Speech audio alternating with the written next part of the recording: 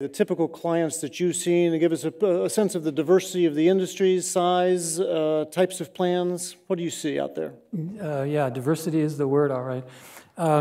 It's, you know, I was thinking while Joseph was talking earlier that we used to call the ESOPs in Congress the two Jesse issue.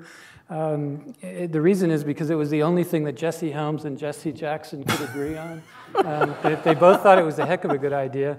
It became the three Jesse issue briefly when the Minnesota governor decided he liked it too. But and it was really stunning to me that you could get those broadly diverse opinions to agree on something. And ultimately, I think it's been the nature of our practice, of our community, that it's one of those things that you're blind, you know, wise people feeling from different perspectives would probably agree was a pretty good thing. It's the ultimate way of creating capitalists, and it's also the ultimate way of redistributing capitalism so that it has more of an effect socially.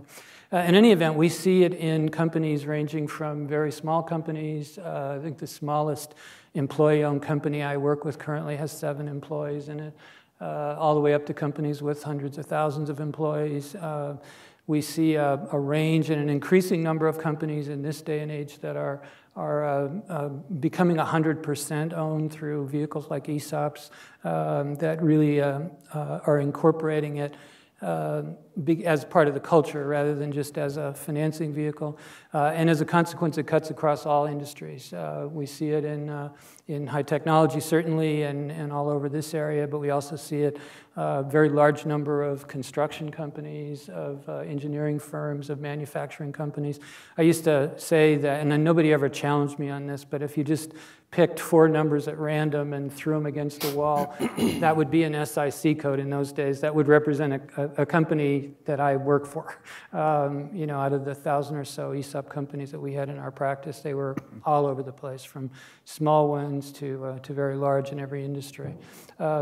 And I think partly that's because of, you know, we talk about the early days of employee ownership as a way after the Industrial Revolution for some really visionary companies to reconnect with their employees and get them connected with what was going on.